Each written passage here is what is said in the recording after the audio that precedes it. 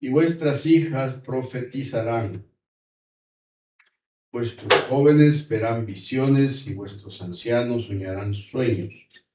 Y de cierto, sobre mis siervos y sobre mis siervas en aquellos días derramaré de mi espíritu y profetizarán, y daré prodigios arriba en el cielo y señales abajo en la tierra, sangre y fuego y vapor de humo.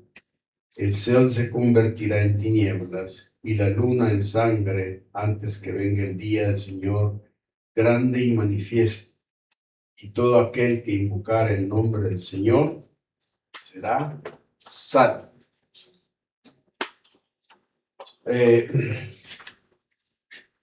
Este pasaje es un pasaje que tiene bastantes ideas que me han sorprendido en estos días.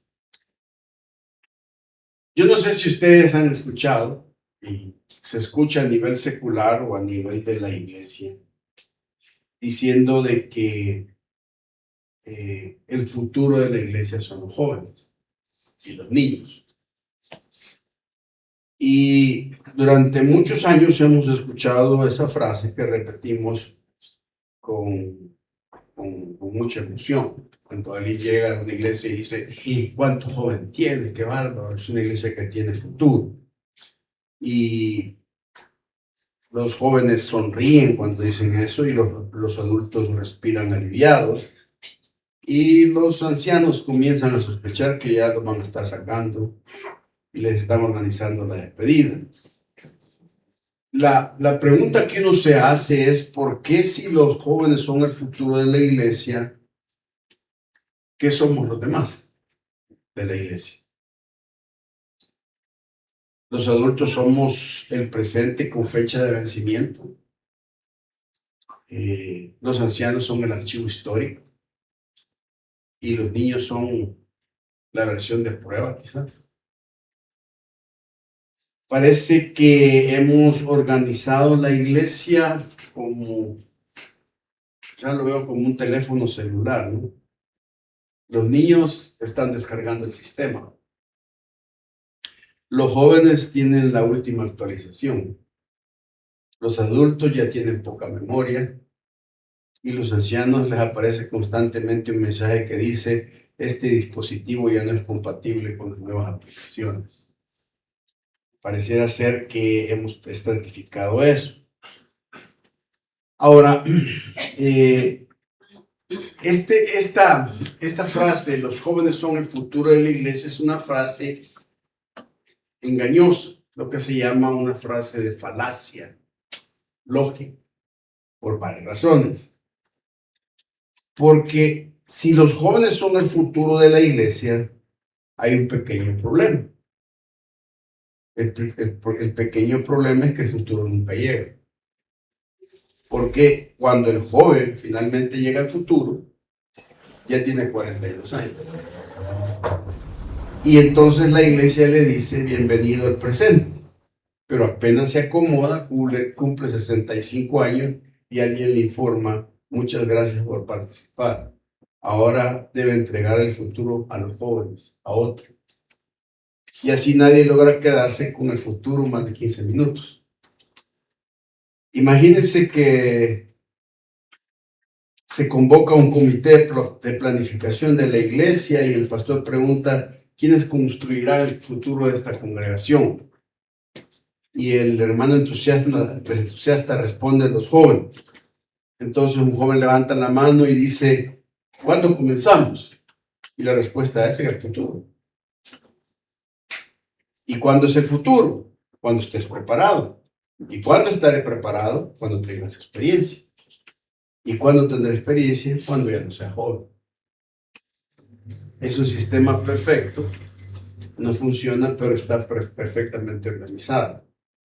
Entonces interviene otra persona y dice, bueno, el futuro de la iglesia está en jóvenes, pero el presente ahorita no tiene ningún tipo de, ¿cómo se llama?, de futuro.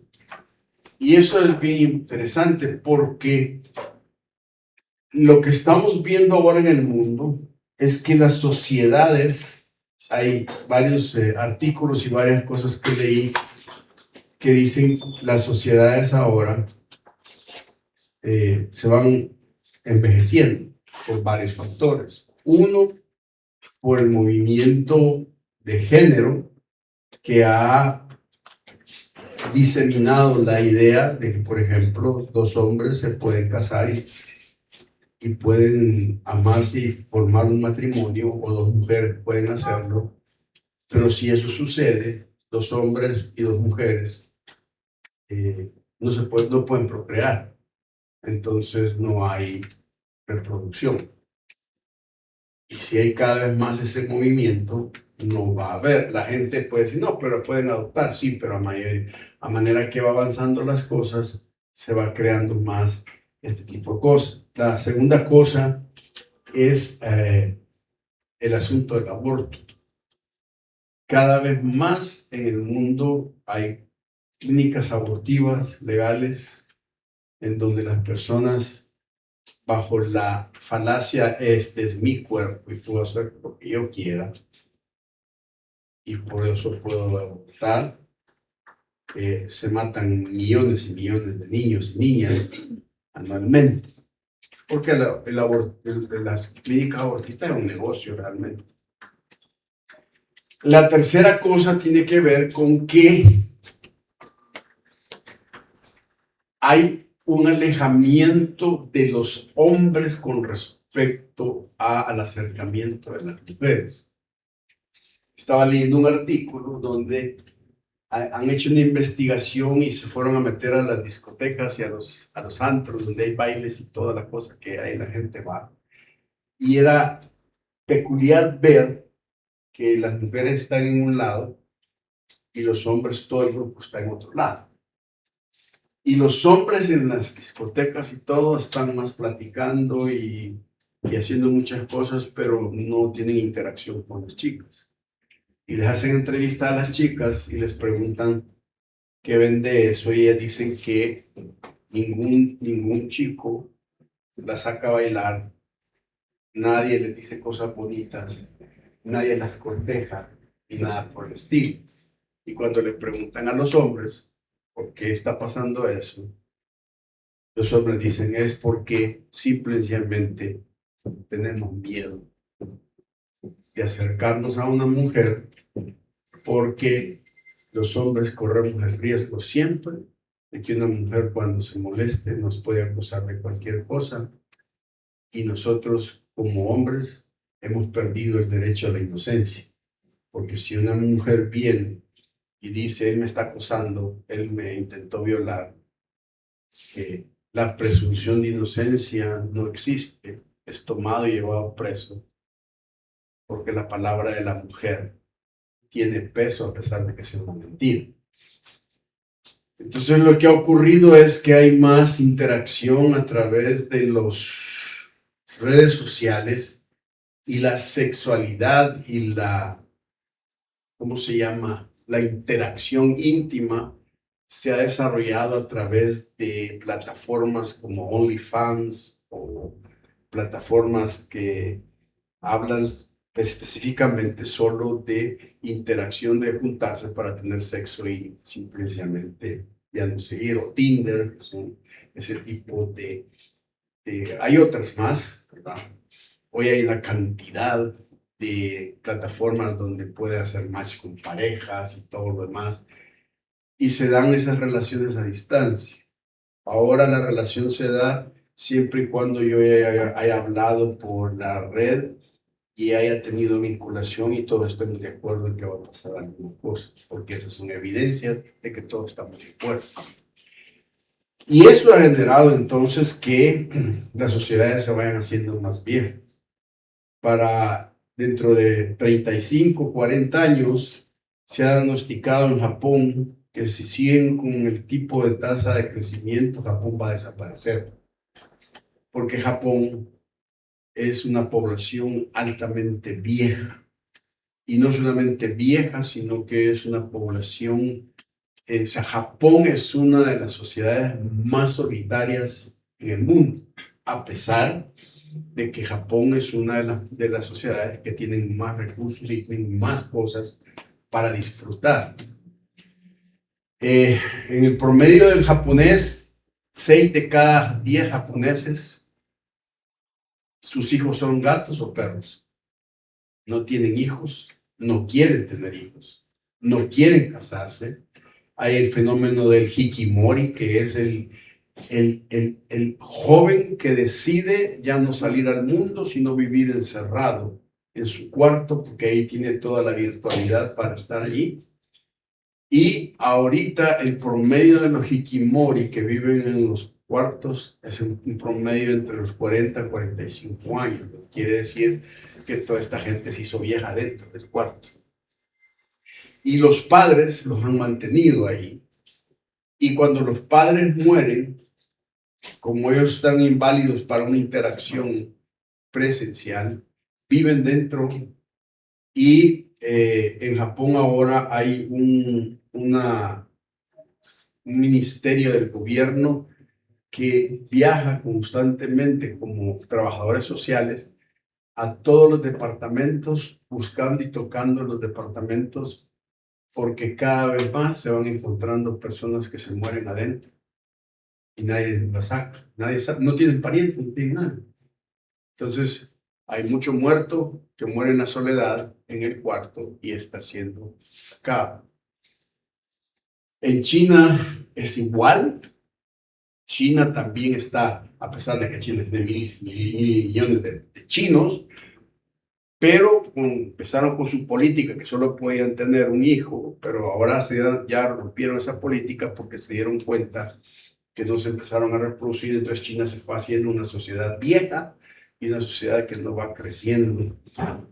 Y en Japón hay dos cosas básicas. Uno, la soledad, que es un rasgo típico del japonés, y la otra es la tendencia suicida, porque en Japón los japoneses tienen la idea de que suicidarse es una cuestión honorable.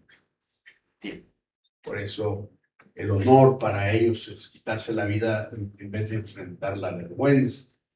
En cambio, en China, el problema que ha sido no es el problema de la soledad, sino que ha habido un incremento casi de un 23% de la población que ha sido diagnosticada con demencia. O sea, hay un buen porcentaje de chinos que están locos, tienen problemas mentales y están viendo por qué. Porque China es una sociedad que va, pues se supone que es rica, es una potencia y todo lo demás.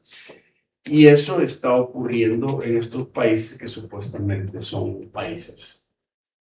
En los Estados Unidos está haciendo lo mismo. Y el argumento que sacan estos investigadores es, si no hay un cambio radical en los valores y la espiritualidad de la sociedad en el mundo va hacia una vejez. O sea, va a ser una población altamente vieja y ya se empieza a ver en la iglesia, por ejemplo, los grandes movimientos juveniles que existían hace años ya no se miran. Y las iglesias están viendo cada vez más gente mayor, pero los jóvenes sí están presentes, las nuevas generaciones, pero van avanzando en edad y se van quedando. Por ejemplo, esta iglesia es un modelo de eso. La inmensa mayoría de ustedes empezaron esta iglesia bien bichos, ¿sí? Y decíamos, ustedes son el futuro de la iglesia. Y ahora estos también, ¿sí? Ahora viene una nueva generación, Sofi, las otras. ¿Cómo nos van a ver estos chicos a nosotros? Y ahora el futuro de la iglesia está en la Sofi, están otras chicas, pero todavía no se los vamos a dar. ¿Por qué? Porque los viejos ustedes, que eran los jóvenes antes, ¿se recuerdan cómo eran todos? Con pelo azul, metidos en un bautisterio cambiando las diapositivas, tocando, Tere empezando a destruirnos los oídos con la guitarra, cuando tocaban aquel tocaba la batería como que si lo venían persiguiendo los narcos, o sea, toda una cantidad de cosas. ¿Se recuerdan todos recuerden todas esas cosas? Nati no perteneció a de esa degeneración que hubo de tiempo, pero ya ahora, o sea, y el problema es que uno no se da cuenta cuando va avanzando y ya dice, o sea, se sigue creyendo joven y ya no, porque ya sos un adulto que va avanzando. Entonces, lo bueno de esto, ¿saben qué es? Es que esto va, o sea, para mí es un mover de Dios, ¿sí? Hubo un tiempo en que los grandes gurús, que eran los que hablaban de la juventud y que esto y lo otro, como gente como Lucas Ley, como los del Movimiento de Especialidades Juveniles, o como Junior Zapata, o Mark Driscoll, o un montón que se enfocaban en jóvenes, se han dado cuenta que realmente la iglesia no es una iglesia estratificada generacionalmente. El error que la iglesia cometió, y lo veo como un error, es estratificar en programa para jóvenes, programa para niños, programa para adultos, programa para ancianos, y eso. Entonces cada quien va a su grupo específico. Y solo programar eventos juveniles, ¿verdad? Campamentos juveniles, todo lo demás. Son actividades buenas, pero en realidad Dios no está viendo eso así.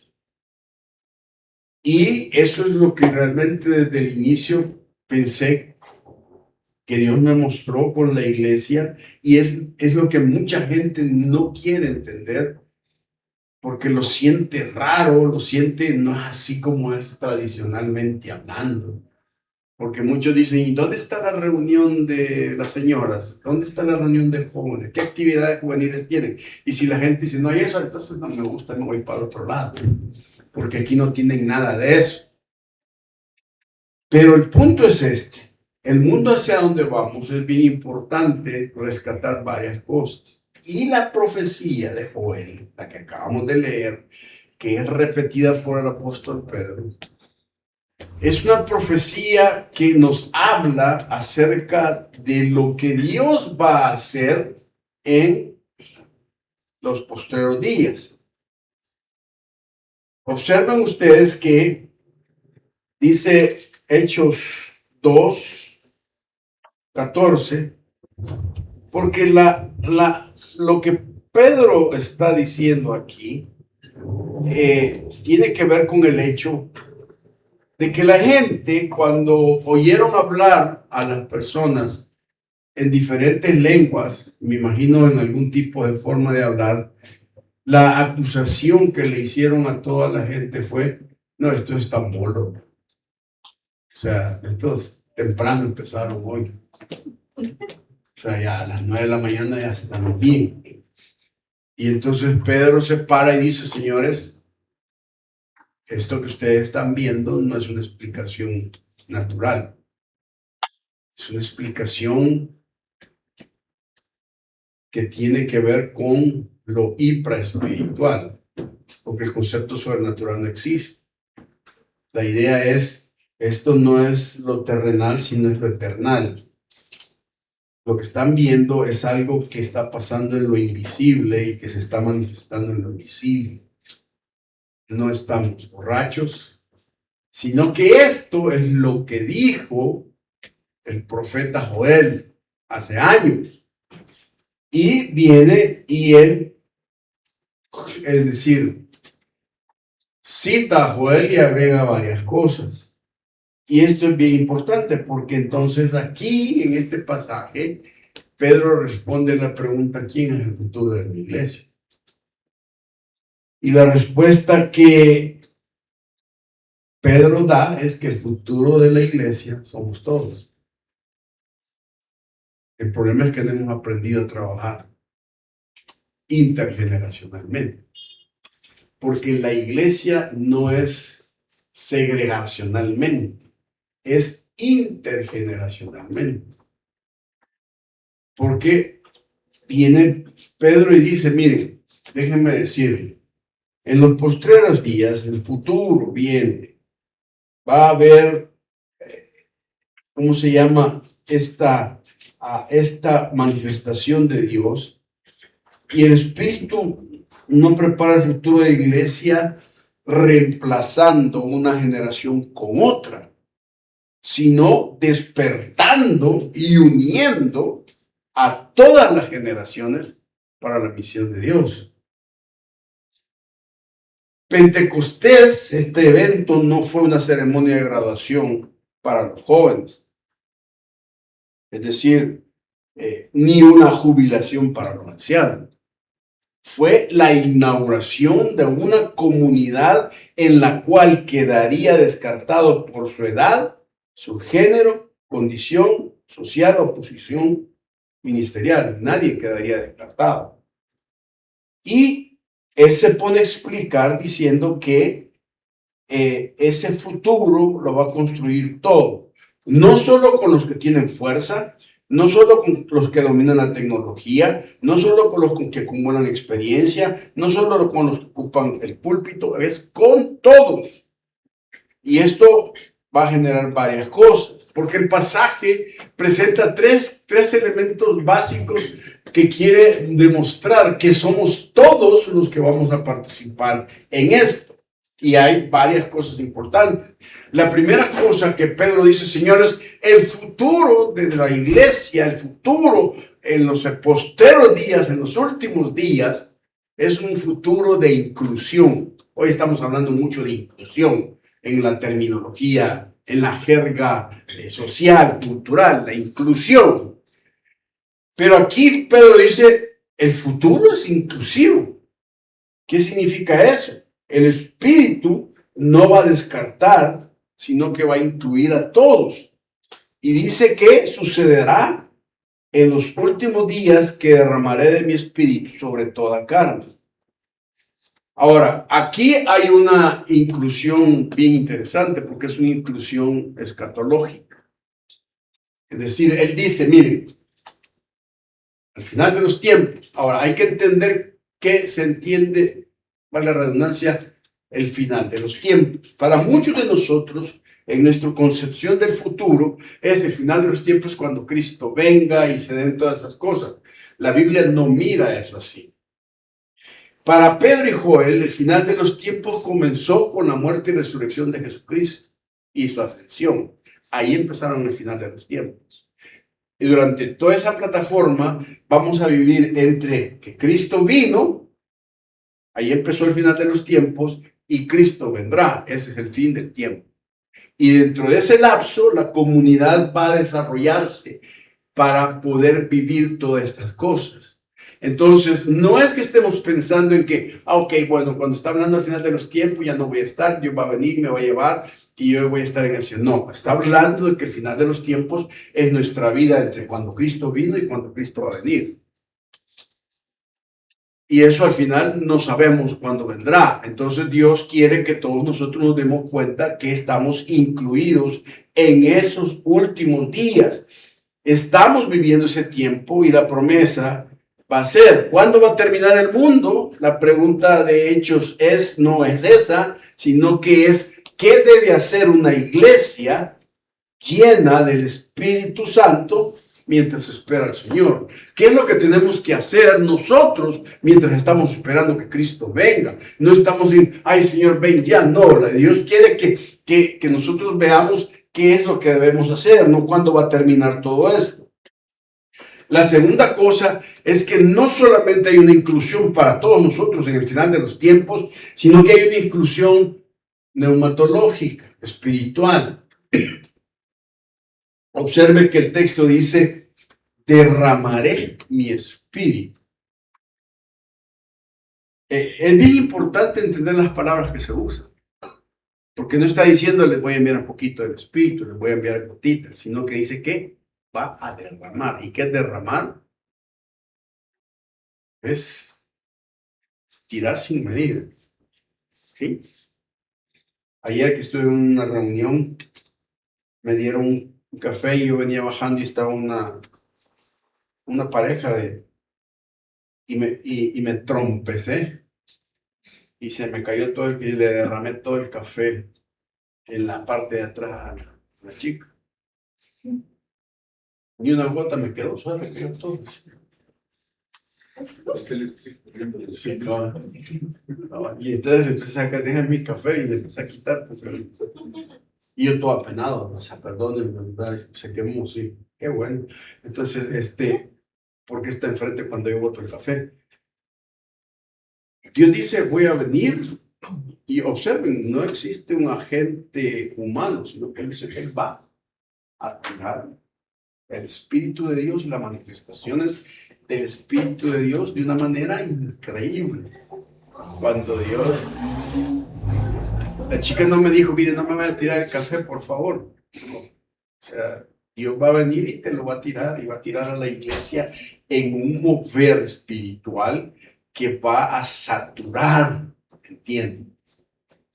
Claro, nosotros ahorita vemos todo el mundo, la guerra y todo lo que estamos viendo, pero Dios está anticipando que el futuro que viene es un futuro donde Dios va a manifestar todo su espíritu y esa palabra derramar es una cosa que Él no va a dar una pequeña ayuda religiosa, sino que su presencia divina va a estar capacitándonos para vivir, testificar, discernir y servir. El espíritu no es un lujo reservado para cristianos avanzados, ni tampoco es una condecoración para ministros famosos.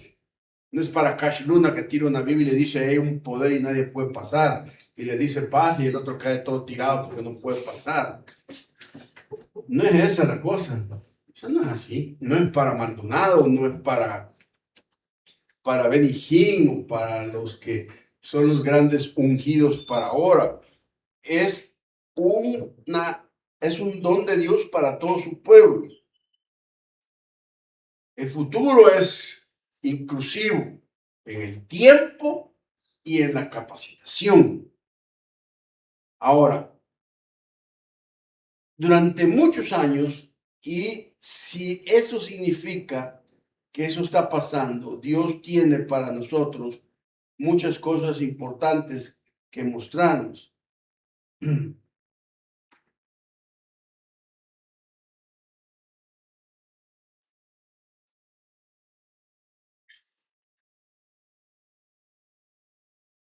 La tercera cosa que uno mira aquí en cuanto a lo que Dios va a hacer, no solamente tiene que ver con los tiempos finales, sino con tu interacción espiritual en tu vida. Miren, hermanos, les advierto, quieran o no, miren,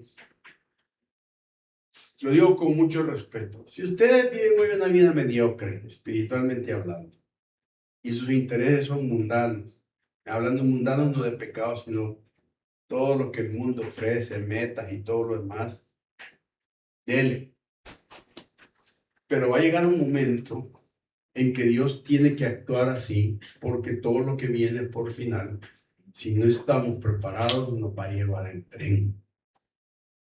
Entonces llega un momento en que Dios va a decir, como en este tiempo no has querido por iniciativa tuya prepararte, entonces yo voy a hacer un mover que te voy a obligar a que hagas y que te metas en los asuntos espirituales, porque el ambiente en el que vas a estar inmerso te va a demandar tener fuerza espiritual. Y Dios es tan bueno que lo que hace es, te voy a capacitar. Pero también hay otra cosa importante, porque no solamente es neumatológica, sino también es antropológica. Porque el hecho, el libro dice que Él va a derramar su espíritu ¿sobre qué? Sobre toda carne.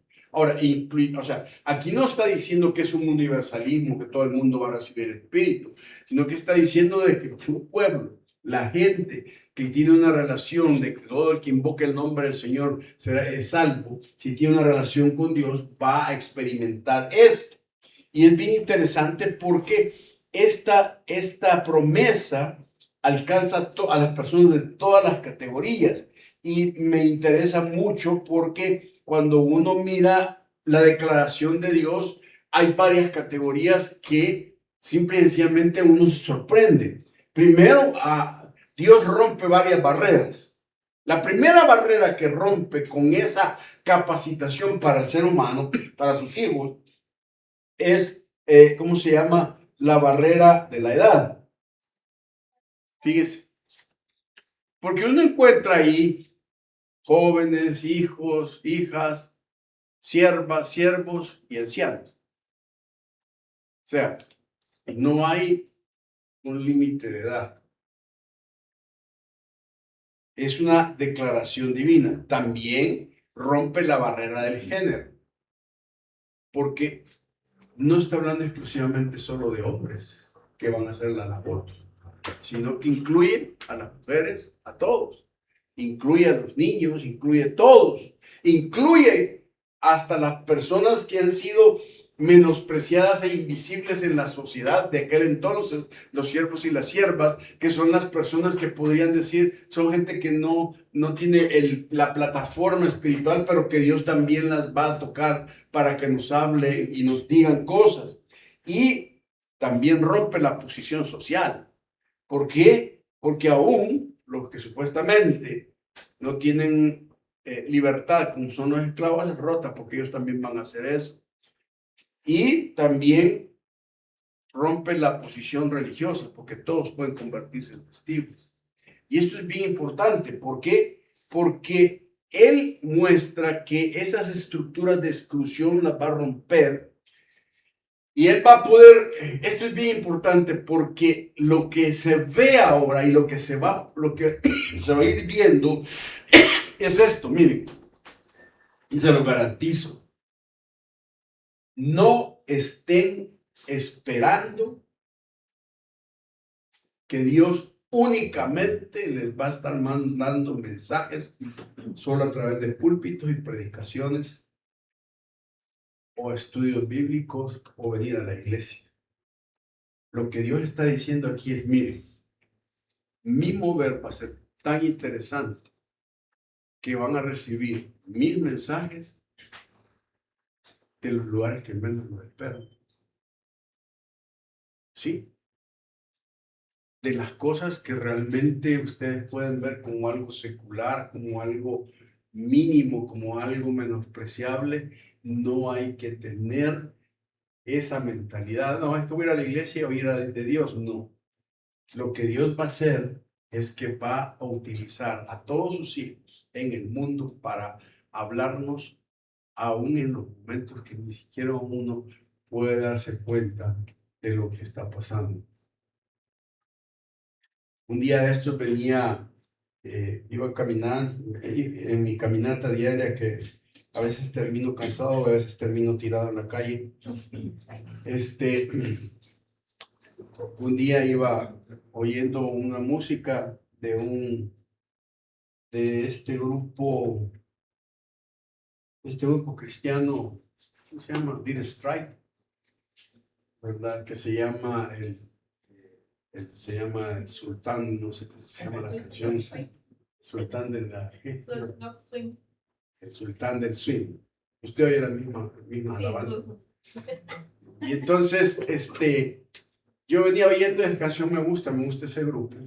Si a usted no le gusta, no me interesa, pero a mí sí me gusta. Entonces, y es viejo, sí, porque a mí me gustan las cosas viejas. Y venía oyéndolo, pero venía en mi mundo y yo venía, y dije, no, ya, quizás ya es mejor que Dios me lleve ya.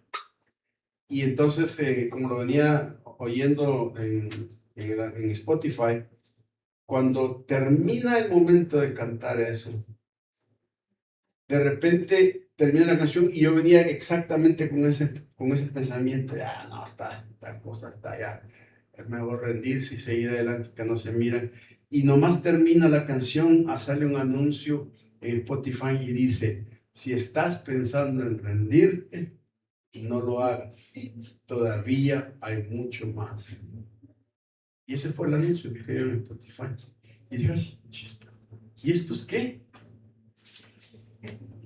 ¿será de Dios esto o no será de Dios? ¿Será que Spotify es evangélico? O Spotify se llenó del Espíritu Santo y lanzó una profecía ese amigo. Y yo dije, va, como Dios es curioso que habla. Pero nosotros todo queremos ver con los canales religiosos y todo. Y Dios te está diciendo cosas y te está mostrando cosas y no las entiende porque por eventos hasta inexplicables uno dice, ¿y qué nos estará pasando? Pues a mí siempre me ha hecho gracia la historia cuando los hermanos de José llegan a comprarle a José y no se dan cuenta que es su hermano y le mienten a José, somos tantos hermanos y el otro hermano no aparece y le están diciendo y él sabe que lo han secuestrado y lo vendieron y todo, o sea, y todavía los propios hermanos dicen, nosotros somos gente buena. Y yo creo que José por dentro dijo, sí, como no, gente buena. Tu abuelita, a mí me vendieron como esclavo, me está diciendo, gente buena, porque todo el mundo se cree bueno, pues. Y cuando ya se van de regreso, que venden, que compran todo, José les pone su plata otra vez en los burros, y se van.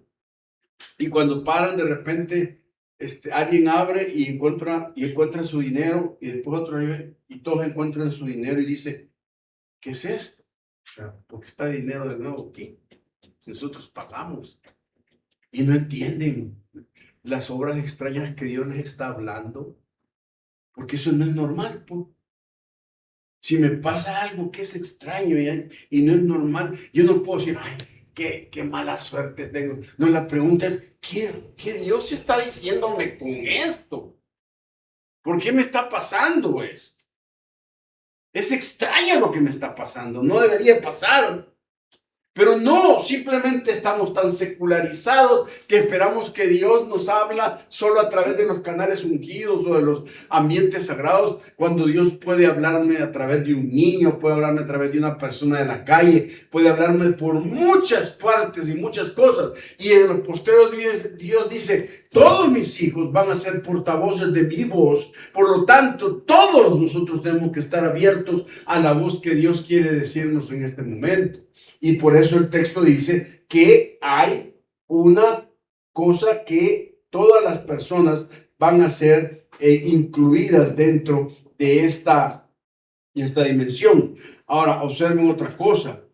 Lo que Dios está diciendo aquí tiene que ver con el hecho también de que Dios no solamente está tratando de incluir a todas las personas para ser usadas en el tiempo específico y en el momento de, ¿cómo se llama? Que Dios quiere que se mueva toda su programa, su proyecto. Entonces, ante toda esta profecía, nosotros debemos motivarnos a decidir solamente que nuestras iglesias deben creer en que todos somos el sacerdocio de los creyentes y que no funcionan alrededor de esas 5 personas que solo unos predican, unos deciden, unos pocos oran o unos pocos trabajan y los demás observan. Pentecostés rompe esa cultura y la iglesia llena del futuro no es un autobús donde uno conduce y otros viajan sentados, sino que todos estamos. Por un lado, la inclusión.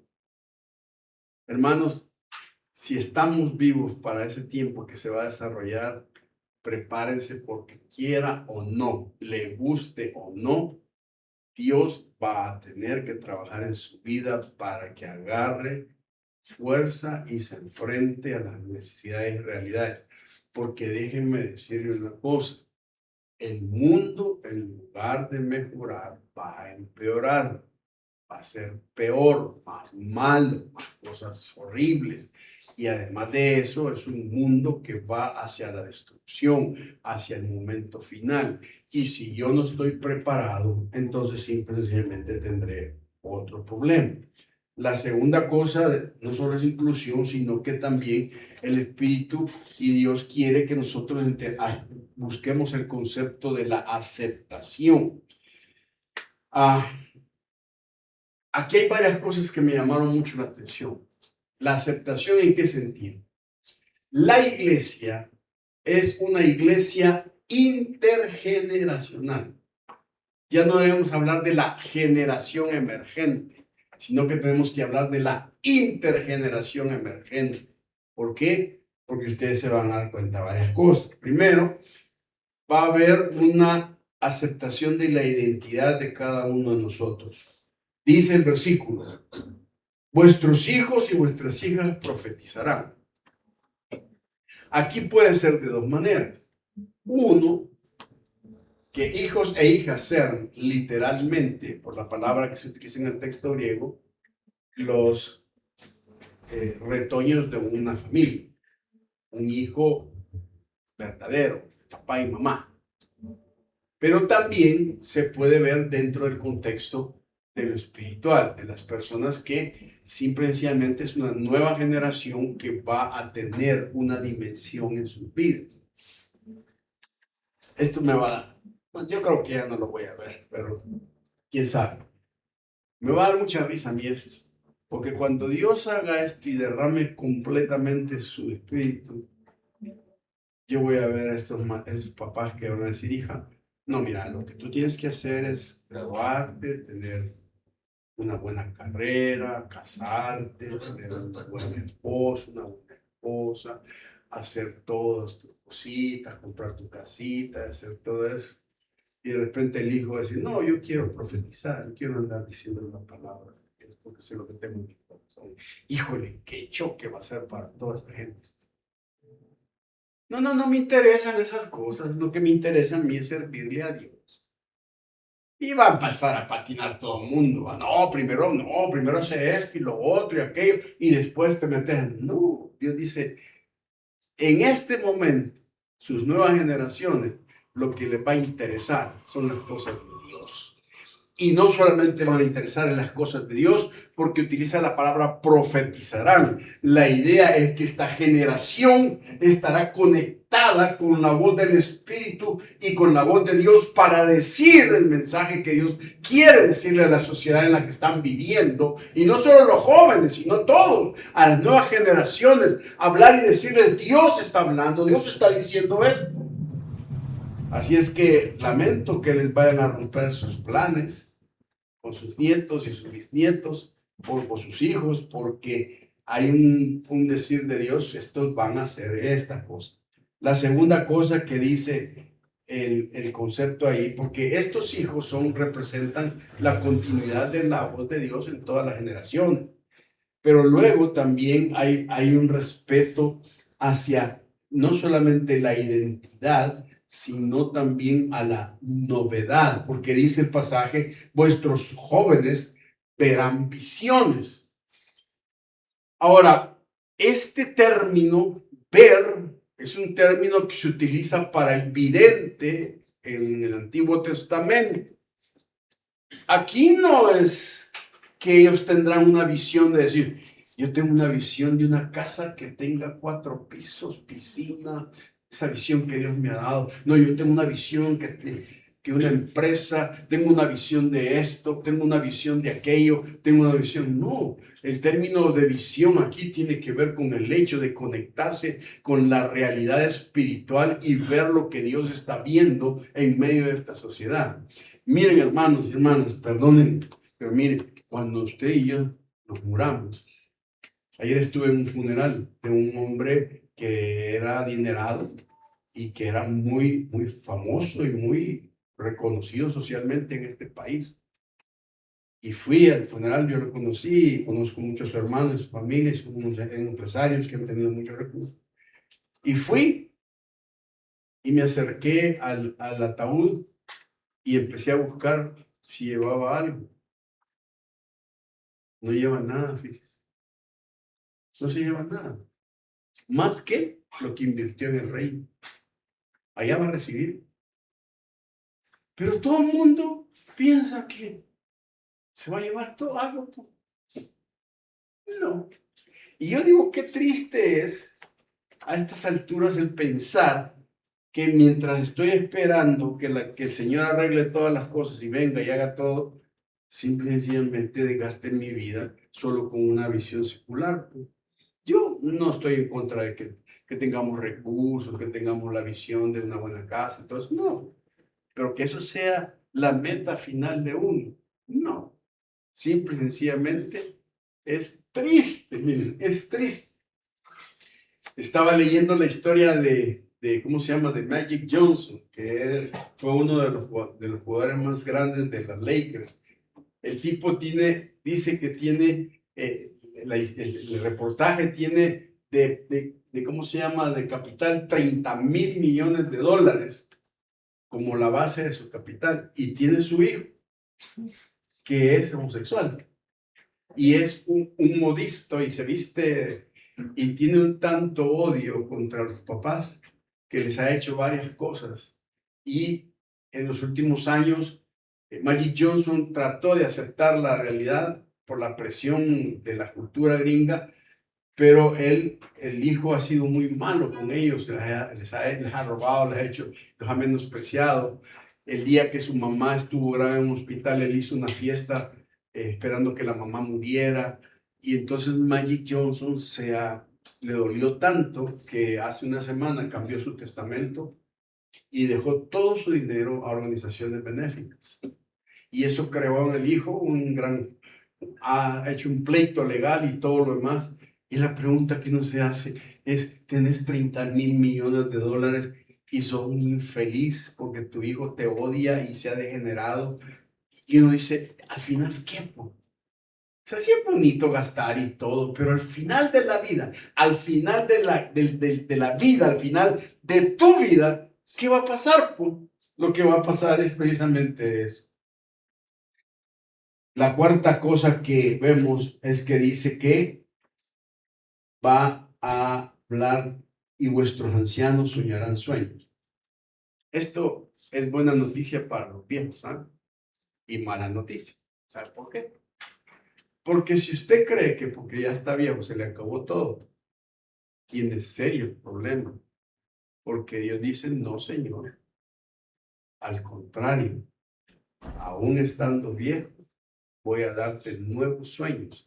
Y esto me hizo a mí pensar, porque el sueño aquí, bueno, no es el que uno se duerma, o sea, un durmio, porque muchos de nosotros somos grandes durmios. Pero el punto es que soñar es que Dios va a hablarle a las personas mayores en sus sueños con visiones de Dios. ¿Entienden? Y es bien curioso, porque el anciano ya no puede correr, ya no puede andar para arriba y para abajo. ¿De qué manera le puede hablar a un anciano? En el reposo cuando está descansando. Y de esa forma, Dios le está diciendo a esta generación mayor, señores, no se ha terminado la cosa. Todavía hay muchas cosas que hacer y no solamente eso. Les voy a dar nueva esperanza y les voy a dar nuevas alternativas para que sean útiles en el ministerio. Y eso es bien interesante porque nosotros entonces tenemos que redescubrir que los ancianos y los viejos en la iglesia no son objetos de bulto que están ahí como la sociedad los mira. Porque a medida que uno se va haciendo viejo lo van menospreciando y lo van viendo de otra forma, ¿verdad? Dios está diciendo que hay ahora un nuevo concepto, ya no de paternidad, sino el concepto de abuelidad. Cuando dice que van a recibir sueños, significa que los ancianos ya no tienen que construir, pero sí pueden ser constructores. Ya no tienen que hacer tal cosa, pero sí pueden hacer en otras personas ese tipo de cosas. Este pasaje nos enseña que el futuro de la iglesia somos todos, mis hermanos. Y por eso es tan importante entender qué es lo que estamos haciendo en este presente. Porque puede ser que muchas personas digan, pues ya me voy a morir y me voy a morir en ese tiempo. A mí me trajo mucho vigor el hecho de pensar que Dios dice, no, dice, hay mucho por hacer. ¿Sí? Y hay muchas cosas que tenemos que hacer. Y no solo estoy hablando de la iglesia, porque la responsabilidad de todos ustedes y mía es que seamos luz y testigo en donde estamos, en todas partes. Yo siempre he enseñado que no es la iglesia el lugar donde damos testimonio, es donde trabajas, donde hablas con la gente, donde te relacionas con tus compañeros, con ellos. ¿Qué es realmente lo que hacemos? ¿Cómo el Espíritu está derramado en mi vida para hablar con esas personas? Es que miren, a veces somos tan reacios al Espíritu de Dios. Estaba hace como unos 3 meses en el gimnasio y había una chica que es instructora y cuando yo pasé por ahí, yo sentí mucha tristeza al pasar. Pero yo no le hice caso y estando allí empecé a decir, ¿por qué sentí eso? ¿Qué es lo que pasa con esta chava? Y llegué y dije, bueno, le voy a dar. Y entonces llegué donde ella y le dije, mire, todo va a estar bien, Dios la va a sacar de ese problema. Y empieza a llorar. Llorar y yo todo afligido y en el gimnasio, ya me van a echar de aquí. Pero estaba llorando, llorando. Y me dice, muchas gracias. Y ahí yo nunca más volví a hablar con ella.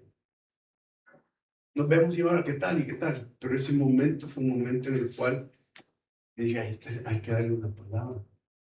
Hermanos, hay que decirle a la gente lo que ha experimentado en su vida. Ayer estuve y la gente se queda como cortada, o sea, se queda como, ¿qué me está diciendo? En el velorio de este hermano que murió, me encontré, quien fue mi jefe, el rector de la Universidad Evangélica, y estando ahí platicando, yo llegué donde él y lo abracé y le dije, hermano, qué buenos tiempos pasamos esos 10 años en la Universidad Evangélica y le agradezco mucho porque usted me enseñó mucho. Y se quedan cortados porque dicen, bueno, gracias. La gente necesita que el Espíritu de Dios hable a través de nosotros para darle una palabra a alguien, hacer algo con las personas. Paramos en los semáforos, llega gente a pedir pisto y uno le dice, no, ahorita no. Claro, no siempre va a ser, pero esa sensibilidad del Espíritu de Dios hacia las cosas que están viendo, a lo que está pasando, a las cargas que me ponen. Hermanos, si no somos nosotros, ¿quién va a llevar la voz de Dios? No es la nueva generación, somos todos los que necesitamos una voz que nos saque de las heridas. Recuerde, el futuro somos todos, no la iglesia, es usted y yo. Yo recuerdo a Efraín Ríos Montt como presidente de Guatemala y me encantaba un eslogan que él llegó y decía los domingos, comenzaba diciendo, pueblo guatemalteco, quiere que Guatemala cambie. Cambie usted, porque Guatemala es usted. Queremos que la iglesia cambie, pues cambiemos nosotros, porque la iglesia somos nosotros, no la estructura ni el edificio. Vamos a orar. Padre, gracias, porque todavía tenemos futuros, esperanzas, nuevos sueños, nuevas visiones, y te pido que ese derramamiento del Espíritu en nuestras vidas, que venga y que sea manifiesto, Señor, como una iglesia dinámica y activa. Comparte tu palabra. Bendito sea, Señor, en el nombre de Jesús. Amén.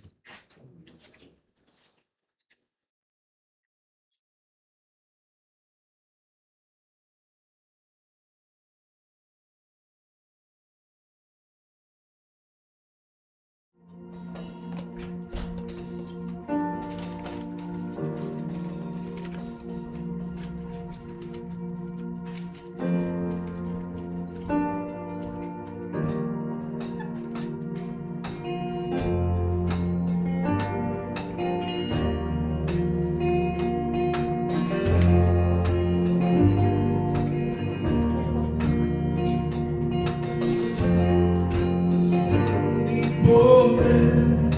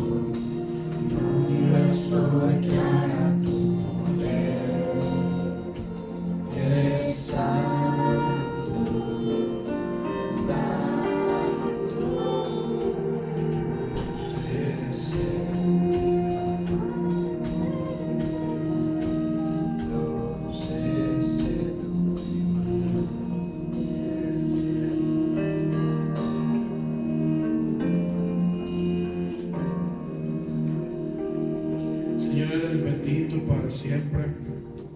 Te alabamos. Santo, santo, santo, Señor, que es todopoderoso. Te pedimos que esta semana, Señor, podamos ser tus manos, tus pies en este mundo, que la gente pueda conocerte, Jesús, porque estás en nosotros, que seamos ese contacto contigo, Cristo. Eso que mucha gente está necesitando, Señor, en nuestros trabajos, en nuestras escuelas, en nuestras casas, Señor. Cuando la gente hable con nosotros o reciban algo de nosotros, sea de tu mano, Jesús, que podamos ser un pedacito de tu reino aquí en la tierra, Señor. En el nombre que sobre todo nombre, tu nombre, Jesús. Amén. Que el Señor nos bendiga. Nos vemos el miércoles en la noche, en línea, y el próximo domingo la reunión es en la noche, es a las 6. Hay que traer algo para que comamos, para que compartamos lo que usted pueda traer.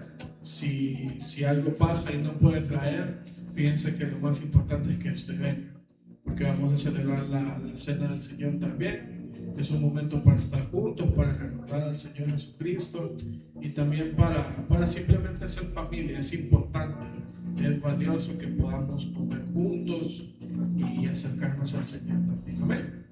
Así que el que puede traer para compartir, el que no puede, pues en otra será. Pero vamos a estar juntos. Bendiciones a todos.